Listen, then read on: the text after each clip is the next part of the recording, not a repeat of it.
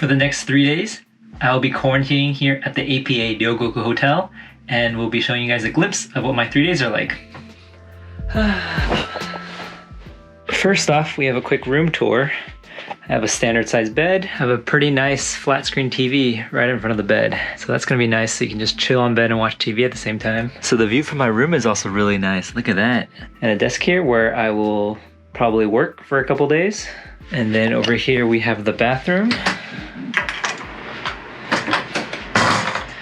We have the shower stalls, the sinks, the toilets. I have your standard toiletries. In case you finish drinking all the water, the tap water is also drinkable. At the entrance, we have our key card that we will need to put in order to get electricity for the room. We have a couple hangers, and so you've got a pair of yukatas here. I guess if you want to change into that and relax on one of these instead of your normal clothes. I don't know why they gave me two. Maybe they're different sizes. If you're a slipper person, here's a couple slippers. These are typically used to go outside, and these are for indoors. But since we can't really go outside, these are probably not very useful. There's a water kettle. They also provided us a thermometer so we can take our temperature each day. And then a small fridge. Over here may be easily missed, but you have a change of clothes if you want to wear one of these basically Japanese style pajamas. On the desk, there's actually a universal outlet. So for anyone traveling from abroad, basically anyone will be able to use this. And there's another power outlet over there. And so this may be my favorite part of this hotel room. It is a control panel for all the light switches. And so once I'm in bed at night, I can easily turn off all the lights without having to get up. And I can also control the air conditioning here. In typical Japanese fashion, they've also asked us to separate our trash into combustibles and incombustibles. If you want to take out the trash, just take it outside and then put it in front of your door. Looks like a bunch of the other people are also leaving their trash outside. So overall, I would just say that this room is like your typical Japanese style business hotel. If you've ever been in one, you'll know exactly what to expect. Upon check-in to this hotel, they actually gave us our first bento. So let's take a look and see what is inside. First of all, we have a bottle of water branded by this hotel. So APA Hotel and Resorts. A little excessive if you ask me. And next up, we have the bento box. So let's take a look at what's inside. Ooh. So it's a standard bento. You got some minced meat, some eggs, and then some pickled vegetables.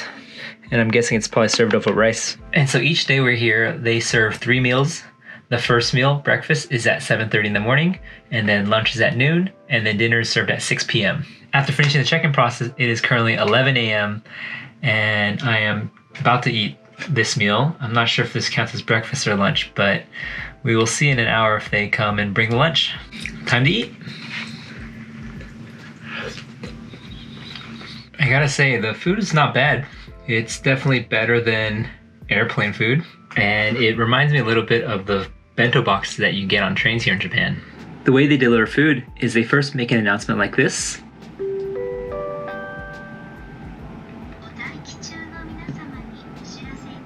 Which they say they started the delivery process and tell you not to leave your rooms. When they are done, they will make another announcement telling you that you can pick up your food now. Why they don't just knock on your door and tell you your food is ready, I don't know. I'm guessing it's probably to avoid people interacting with the food delivery workers. They just gave the announcement that the food is delivered, so time to go pick it up.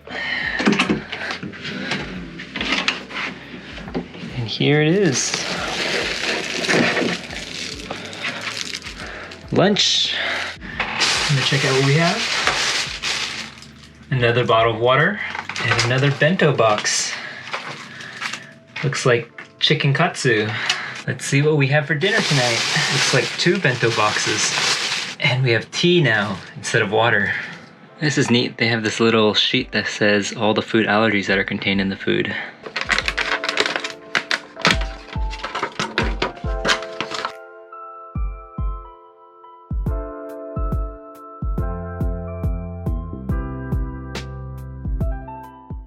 Good morning, day 1 here in quarantine. Slept pretty well last night, but still a little bit jet lagged right now. Wanted to take this opportunity to recommend bringing your own food while you're stuck in quarantine. If, for example, you don't like the food, or the food is not enough, or if you have food allergies or food restrictions, bringing your own food will definitely help you get through these couple days that you have to be in quarantine. So for me, I definitely stocked up beforehand. Before I came out, I stopped by a supermarket and bought a bunch of snacks. But most importantly, I bought a couple of these cup of noodles. Obviously, from the States, they don't have quite as nice cup of noodles compared to Japan, but since there's no microwave in the room and all you have is a kettle, if you do want to have a warm meal while you're in quarantine, something like cup of noodles is probably one of your few options that you can do. Pro tip, if you're gonna be quarantined for a few days, make sure to grab a bottle before your flight to help pass the time and keep yourself entertained.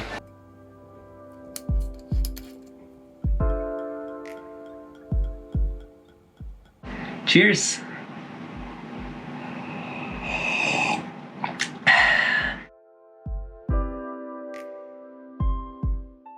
So how am I passing the time during quarantine? Luckily for me, I can work remotely, and so for most of the day, I'll be busy working. I also want to point out that the Wi-Fi is really good. I haven't had any issues during any of my video calls, and during my downtime, I am able to watch YouTube and Netflix or whatever without any problems as well. The hotel room is also just large enough to be able to do a mini workout.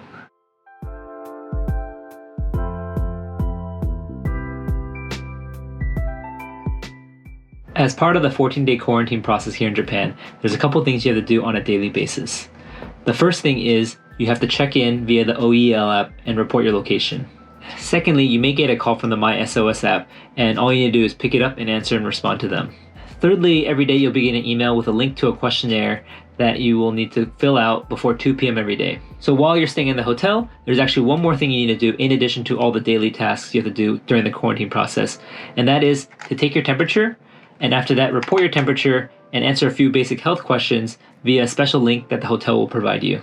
To answer some basic questions about quarantining, how much does the hotel cost? So if you're required to stay here based on the government's policy, the entire stay is completely free. So that includes the stay as well as the food. As for how long you stay, that depends on where you're coming from and if the place you're coming from is deemed a high-risk country. So I'm coming from California, and so for those coming from California, we have to currently stay for 3 days. The length of stay depends on where you're coming from and can be upwards of 10 days. After you complete those days here in the hotel, you complete the remaining of the 14 days back in your own designated location, usually your own home. And lastly, what are you allowed to do while here in the hotel? So one thing you cannot do is you cannot leave your room. There is one exception, which is to do laundry. And if you want to do laundry, you actually have to get a reservation ahead of time by calling them, and then someone will come over and pick you up and guide you to do the laundry. Besides that, you're stuck in the room and free to do whatever you want.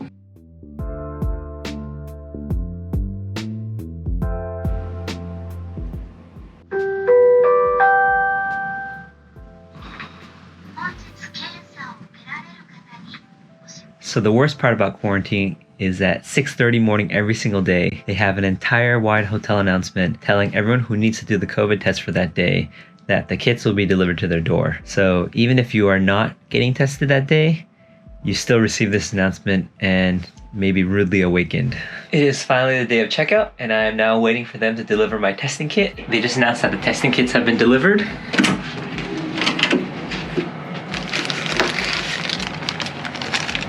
So here we have the testing kit. So let's take a look at what's inside. First of all, we have what looks like an instructions, and then we have a little funnel, and lastly the collection vial. And so here are the instructions on how to collect the sample. It is basically the same as the airport procedure, with the one difference being number 5, which is to not let the sample outside of the room.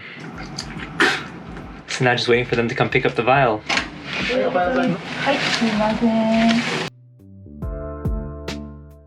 Just got the call about my negative test results, and now I'm free to go. Thanks again for watching, and let me know in the comments if you have any other questions. Freedom!